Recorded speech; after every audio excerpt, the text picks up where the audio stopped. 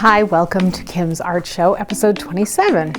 It is February, early February, and what feels like a long, hard winter. And so I'm focusing on seeing the color in winter, right? We have an expectation that the other seasons are green or all the beautiful colors of autumn, but winter, it's kind of like gray, especially like slushy, yucky, snowy. Even if it's beautiful, it's like just not the bevy of colors that we're used to. And so we are going to be doing this very gray painting of a friend's road. And beautiful trees, and this is in the midst of snow. You know, when you look at the sky when it's snowing and it is just like white gray, and then the snow that's falling is white gray, and the trees almost look like they have been sucked out of all their color. But you know, it's there when you look, and so I'm going to stress on that. Last episode we did one that was more like the snow had fallen and now the sun was out, and so you were able to see what kind of colors were there. But in this one, there's not a lot of color. So let's see what I can do. Again, I'm working on this kind of funky color. Did I put it here? It is a sanded board called Pastel Card from Sennelier. And these are Sennelier papers, pastels, and so they go beautifully together. These are very pigmented, beautiful, lush color, which is kind of funny because there's not a lot of beautiful, lush color over here. But what I love about these particular sets from Sennelier, there's a plein air set, and this is the Paris set. These have beautiful neutrals. Sometimes if you buy pastels, they just come with like the Crayola box, like here you go, beautiful bright colors, but they don't allow you to paint with them that much because like if I were painting this, what could I use? Gray, white, and black, and maybe a tiny light touch of a dark green, you know? So this one has all kinds of neutrals into various blues that might be a cloudy or a foggy sky, or all these colors that would be really fun to paint for rocks because they focus on landscapes. So I have this vertical scene, a road, and guess what? I'm not gonna like make it square or something, which I tend to do. Instead, I'm kind of giving myself that border. And the horizon is not in the center, it's just a little higher. I'm never going to be like, let's kind of grid it out because I don't have to. It's a landscape. If I were doing a portrait, not that I do a lot of portraits, then I would have a different necessity to do that. But in this instance, I can take liberties, and we know that I take liberties. So, big tree. There's a telephone pole. I really do like putting the telephone poles in. Gives you a little bit of a sense of like place. Another big tree. I might lower that a little bit. Let's see. The trees have kind of funky shape. I like that though. And there's like this path. Look at these scribbles. It's really my favorite time of a painting, the scribbles. Okay, so let's say that pole comes here, trees down there.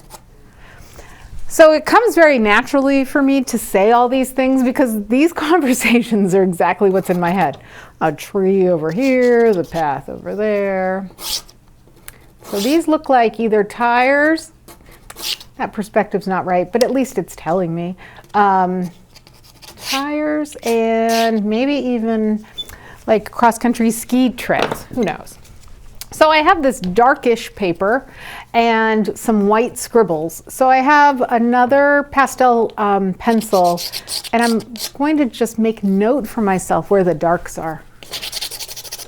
And very haphazardly, quickly. So I don't wonder, which thing was this?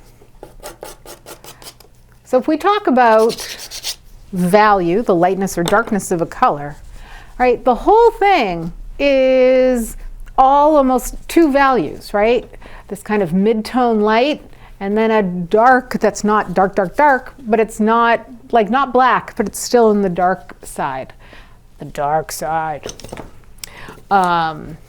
And so let me think about what colors. So in a printout, it looks black with little dustings of snow on it. It's probably, you know, like one of those conifer shrubs. So I'm gonna look and see, what do I have for the darkest green? So the darkest green from Sennelier is called black green, and it is dark.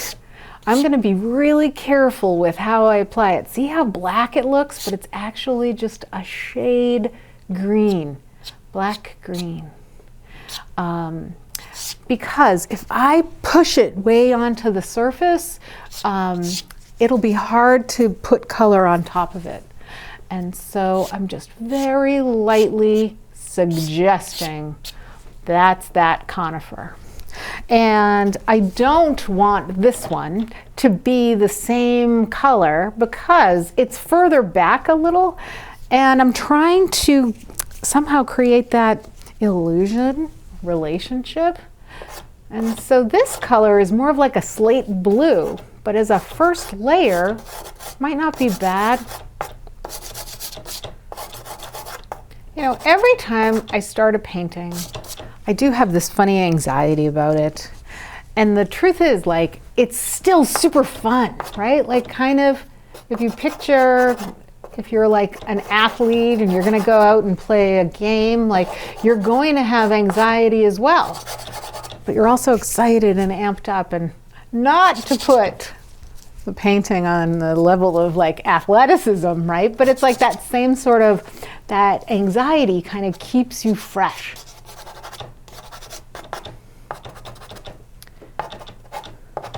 Okay, so we have two very distinct color differences. Then there's like the trees line the street as it goes back. And so I'm gonna pick something that is going to equate that. That's a nice suggestion. And like I said, I'm trying to put them back at a funny little angle so I know those are pieces that I've used. All right, what color is the sky? So this is like a greeny. I think that's pretty. Might be a little dark, but I can always go on top and, you know, make a new layer.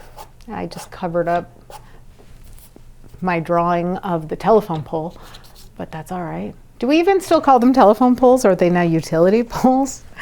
Maybe. All right.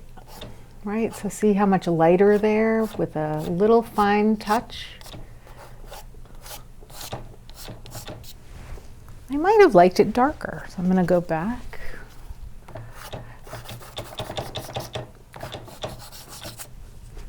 Then under here is also kind of dark. So you can see more than with painting. I think like the direction and my touch matters greatly for making a pastel painting.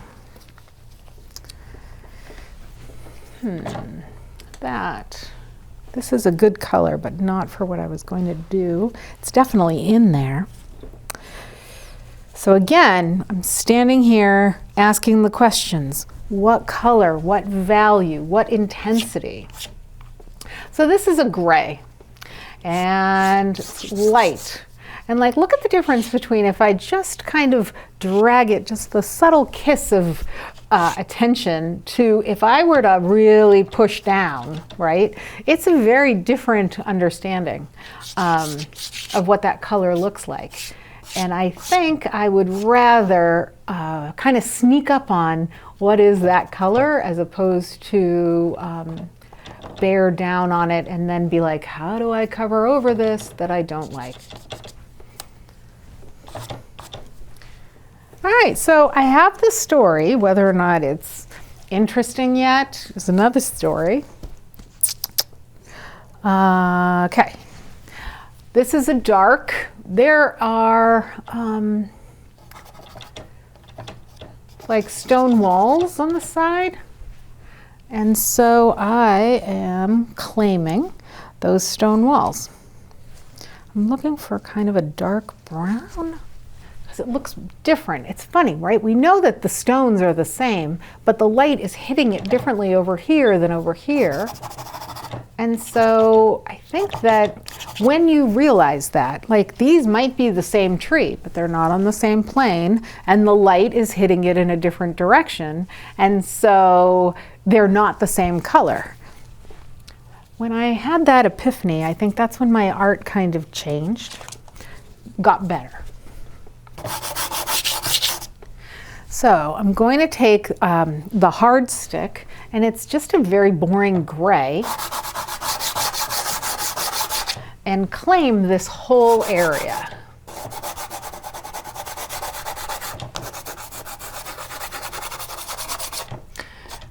And kind of unify it. And then my drawing can get better and refine, but at least right now we have an understanding. Like, yeah, it does feel like snow was falling on the whole thing. I could even kind of just go over the trees. So it's a good start. Let's see, in the front here are some bare, twiggy type shrubs. So I'm gonna look for a color that's like warm brownish something.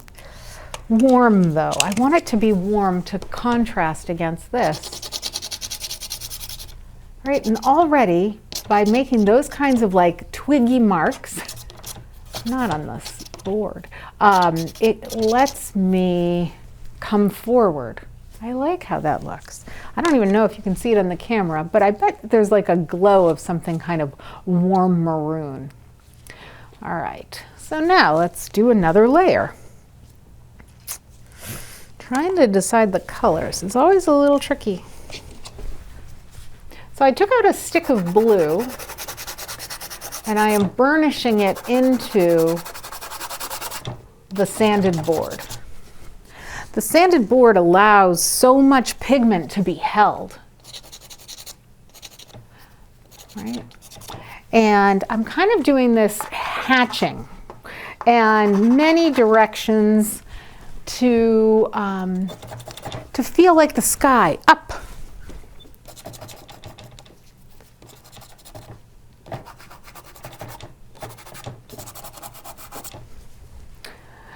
And you know, I'm talking about we want to see color in the landscape.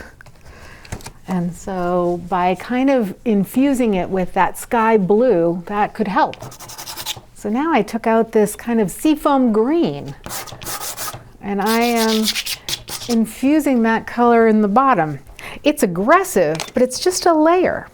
Now I'm taking a neutral gray and I'm going on top of it. And that will help to kind of push it back, but also make it kind of feel fun.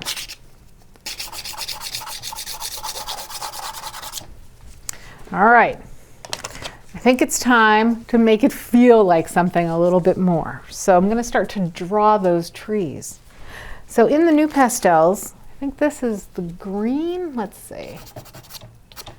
Yeah, it's like a cold green. I want the warm one, and I know there is one. I just have to find it.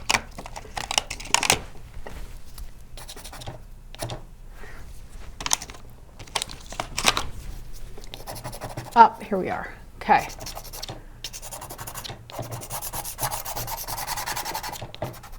So layering in some of this fir tree.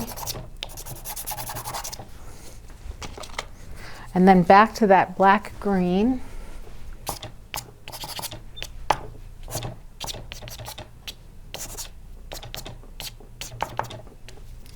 And while I have the black green, I'm going to do some of this bottom.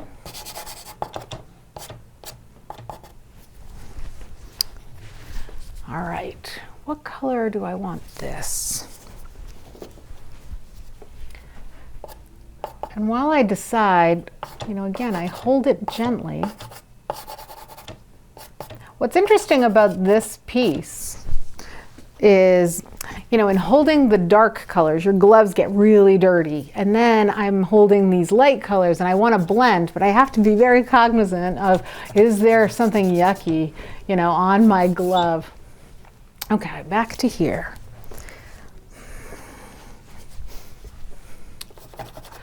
So we talk about negative space and positive space. And like the negative space is the sky behind the tree, and the tree would be the positive space. And so I can start to carve out the tree by painting the sky.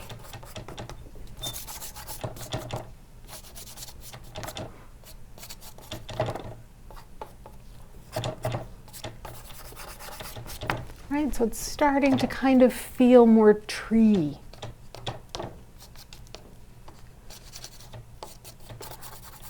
Yeah, so I like to paint roads and paths and trees and marshes. But God, the trees always, always give me a run for my money. You'd think I would have figured them out, but nope.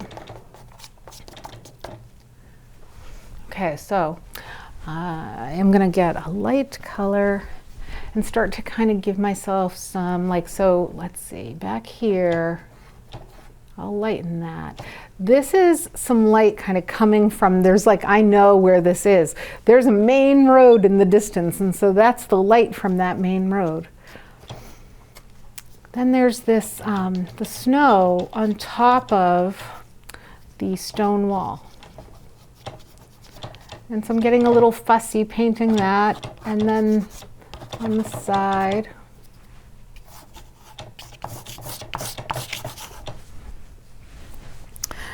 And so like everything, it just builds and builds. I'm gonna put some distant shrubs and things in the back here.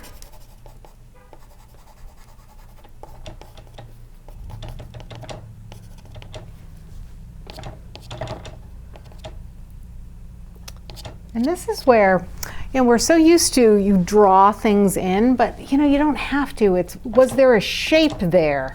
Could I say that there's just like some sort of warm brown blob that is, you know, informing me that that's, you know, part of a shrub.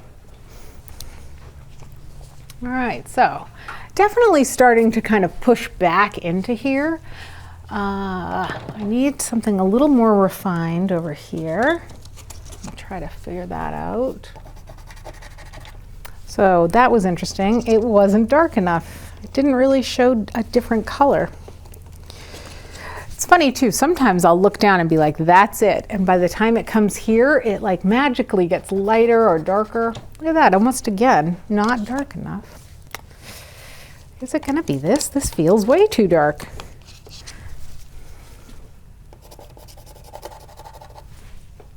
I like it though. So there are also some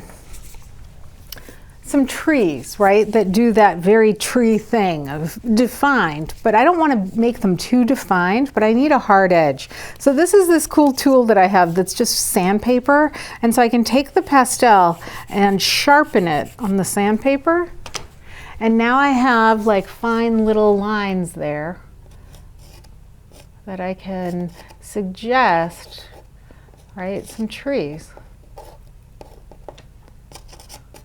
And there's always a fine line between, you know, like enough detail and too much detail. Like I want it to feel painterly, so I don't need to say every single little thing, but I want to say enough that it looks like I saw something that, you know, made me want to paint it.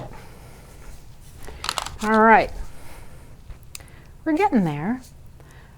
I think I need a little more dark gray. That's cool, right? So again, back to that color thing. Pastel really helps you define your sense of color, what you need, what you look for. I need a gray that's cold.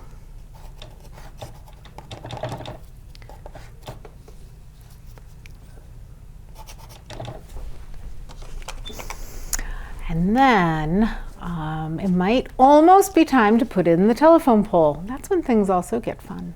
But I want to claim all of that a little bit more. So what color?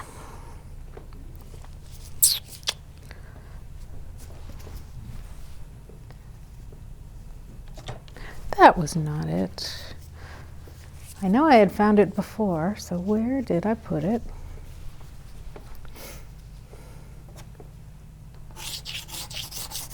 That feels good. So as I get more sure, you know, I really do push it in. It could almost feel like an unplowed street. And everything in relation to everything else. So it's like as I'm doing that, then the light coming from the back needs to get brighter, and I can do that. These opaque mediums, unlike watercolor, allow for correction all the time. Oh, and one other thing is, like, let's say that I develop this and I think, ugh, and I want to make major changes, and it's taken so many layers. Like, there's a workable fixative that I can spray on it. It'll darken and flatten the whole thing, and when it dries, it is a little lighter than when you apply it, but not exactly this anymore. But it retooths the paper so that I can almost put almost as many layers on top of it. Some people don't like fixative, but it's my friend. Okay.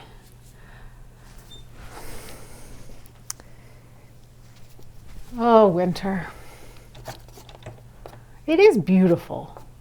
The colors were so breathtaking when I was coming home the other day that it like stops me, you know. The sky was on fire. Such a beautiful contrast. I know it's like that in the summer. I think maybe we're all just so busy we don't see it.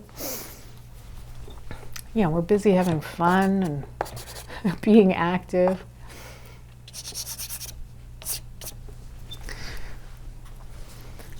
Okay, I like it.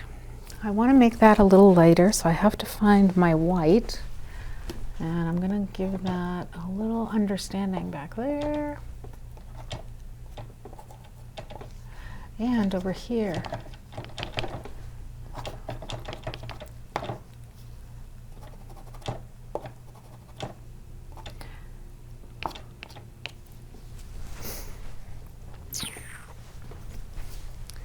Okay, so now I really do want to beef this up and give it the attention that the other parts of the painting have had.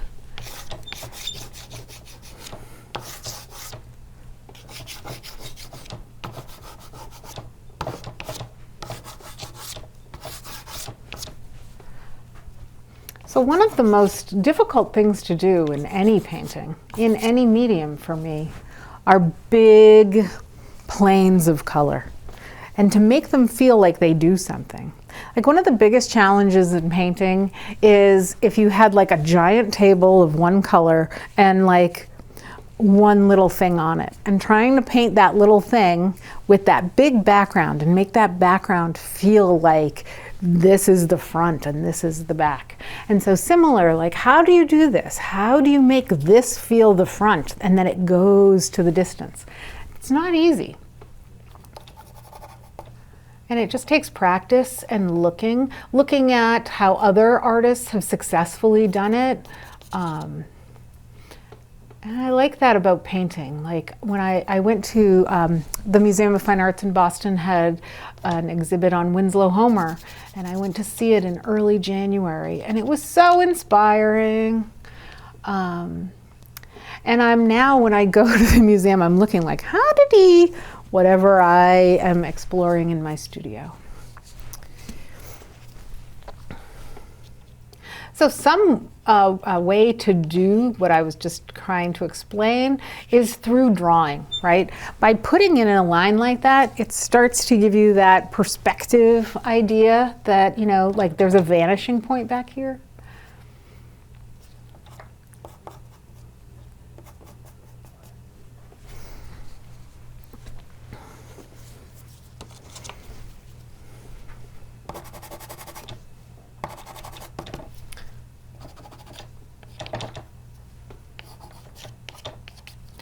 So now I want to get in a suggestion of the telephone pole. So let's see.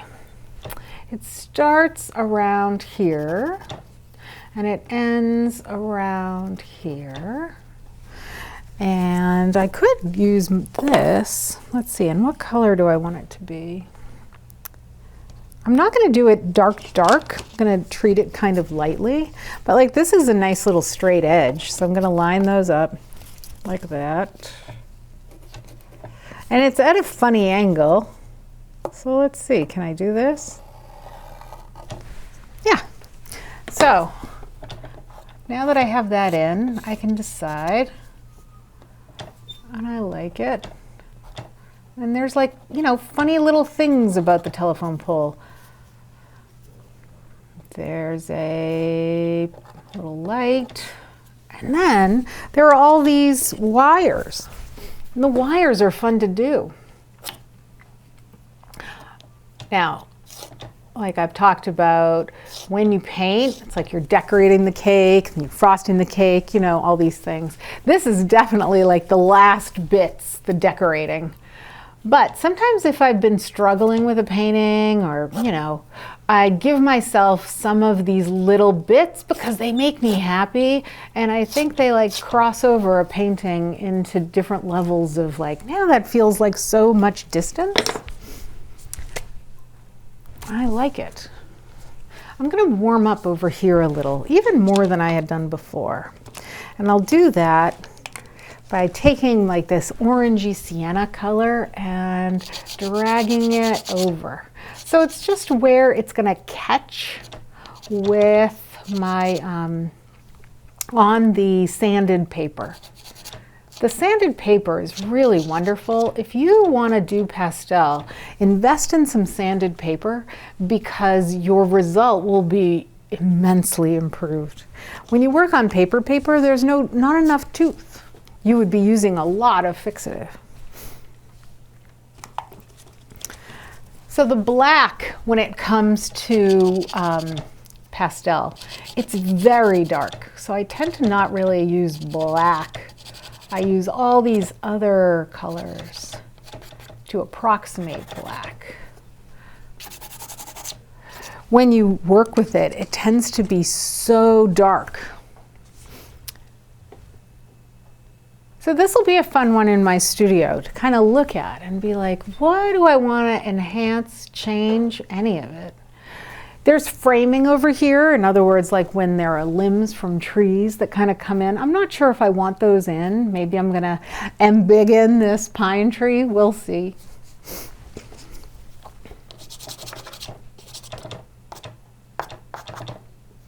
But it is color in a scene without a lot of color. And it really contrasted with the episode earlier that was about snow with different color. And I like them both. I mean, we know I like marshes and summer best, but there is something to be seen and loved about all this in the winter. And then you can start to do things like add snow. But that intimidates me a bit right now.